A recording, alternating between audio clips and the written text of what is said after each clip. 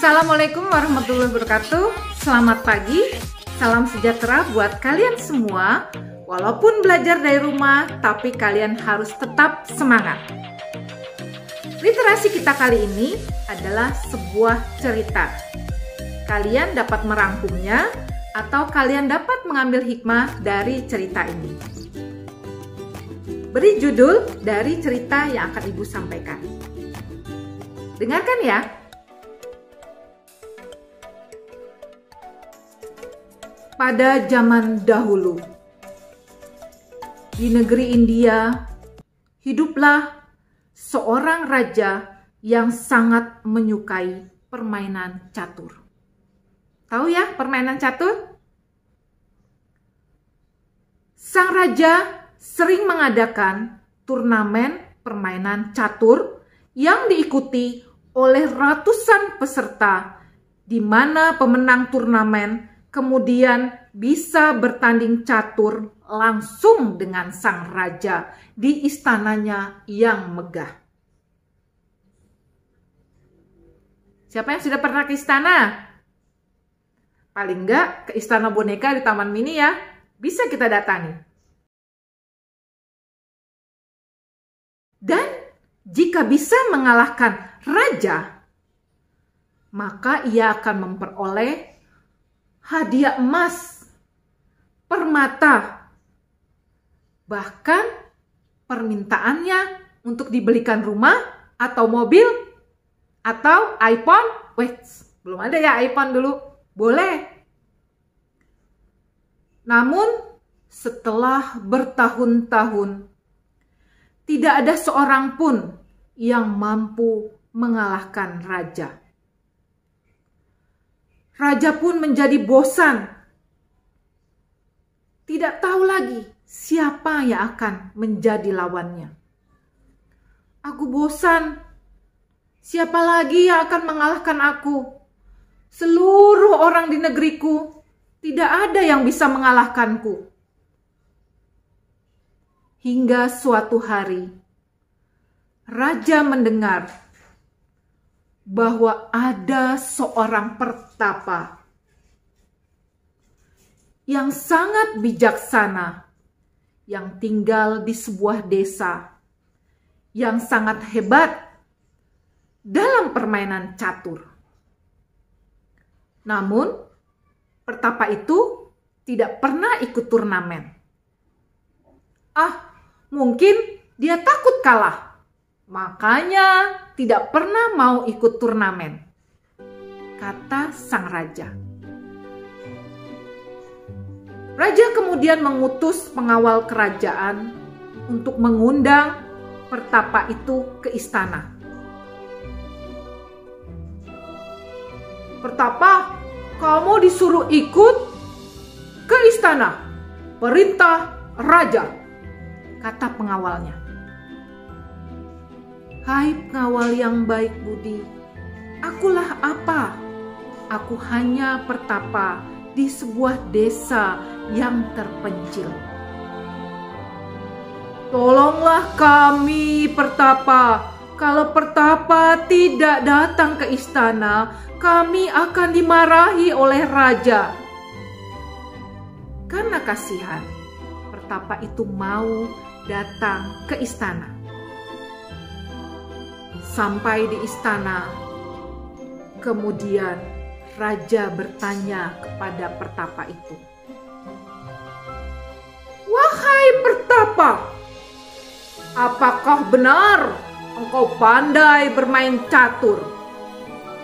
kata raja. Pertapa itu menjawab, "Tidak, yang mulia raja. Itu hanya cerita orang-orang di desa. Hamba hanyalah seorang pertapa. Hamba tidak pandai bermain catur, apalagi melawan Sri Paduka Raja yang maha mulia yang pandai bermain catur," kata pertapa dengan santunnya. Melihat ekspresi sang petapa yang sangat tenang dalam menjawab, Raja justru jadi penasaran. Kemudian raja berkata, "Begini saja, aku akan memberikan apapun yang engkau inginkan, lebih dari sekedar emas, permata, asalkan engkau bisa mengalahkanku dalam pertandingan catur." Sang pertapa menjawab dengan santun, "Baiklah yang mulia raja, kalau itu yang diinginkan. Hamba akan bertanding catur dengan yang mulia. Jika hamba menang, hamba minta hadiah sejumlah beras untuk hamba bawa pulang." "Hahaha, hanya beras? Beras katamu? Di gudangku banyak beras." "Tidak banyak yang mulia yang hamba minta. Cukup 1 butir beras untuk 1 kotak catur ini. Lalu jumlahnya dikalikan 2 untuk kotak-kotak berikutnya. Hingga ke-64 kotak catur ini berisi beras semuanya." Sang raja mengeritkan dahi. Susah ya kehitungan matematika? Berapa butir beras? Jangan bercanda. Engkau yakin tidak menginginkan hadiah yang lain? Kata raja. Sang pertapa hanya menggelengkan kepalanya. Sejumlah beras sudah cukup memenuhi seluruh kebutuhan hamba yang mulia, katanya lagi dengan santun. "Kalau begitu, baiklah, mari kita mulai pertandingan," kata raja. Terus nggak ya? Masih mau dengar kan? Yuk, kita teruskan. Dan ternyata sang raja kalah dari pertandingan catur itu. Nah lo, kalah. Raja terkejut. Ternyata ia bisa kalah. Yang mengalahkan raja, seorang pertapa dari sebuah kampung terpencil. Raja benar-benar malu sekali. Raja memenuhi janjinya untuk memberi pertapa beras yang diminta. Memanggil para pengawalnya dan mengambil sekarung beras. Ia sendiri kemudian meletakkan beras tersebut di kotak-kotak catur, butir demi butir. Pada kotak pertama, ia meletakkan 1 butir. Pada kotak kedua, 1 butir. Kotak ketiga, kotak keempat, kotak ke-8. Hingga pada kotak ke-10, sang raja harus meletakkan lebih dari 500 butir beras. Tepatnya 512 beras. Hanya dalam 1 kotak. Agar tidak tumpah, beras tersebut kemudian dipindahkan ke wadah yang sudah disiapkan. Namun, sang raja dibantu oleh pembantunya terus meletakkan butiran beras di kotak-kotak selanjutnya. Dan pada kotak ke-20, sang raja terhenyak. Terhenyak apa lo? Kaget, terkejut. Nah, ia harus meletakkan lebih dari 500.000 butir beras dalam kotak tersebut, atau setara dengan kurang lebih 12,5 kg beras, dan terus berlipat 2 di setiap kotak selanjutnya hingga akhirnya sekarung beras disiapkan habis semuanya. Sang raja kemudian memerintahkan pengawalnya mengambil lagi beberapa karung beras dari gudang, Pada kotak ke-30, sang raja harus meletakkan 12,5 ton beras dalam satu kotak. Dan para pembantu kerajaan tanpa henti bolak-balik ke gudang mengambil berkarung-karung beras. Dan pada kotak ke-40, sang raja harus meletakkan 12.500 ton beras dalam satu kotak. Wah, kotak ajaib ya. Dan hasilnya tak lama kemudian seluruh stok beras yang ada di istana habis seluruhnya. Padahal masih terdapat belasan kotak-kotak catur yang belum terisi. Sang raja menyadari bahwa jika ia menyerahkan seluruh beras yang tersedia di kerajaannya dan juga yang tersedia di kerajaan-kerajaan tetangga, ia tetap tidak bisa membayar hadiah yang sudah dijanjikan kepada sang pertapa.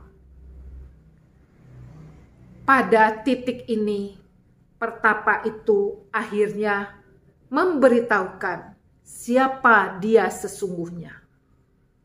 Dia adalah Dewa Krishna. Pernah dengar? Pernah nonton cerita tentang Krishna? Ia lalu mengatakan pada sang raja, tidak perlu membayar utangnya sekaligus, melainkan bisa sedikit demi sedikit seiring dengan berjalannya waktu.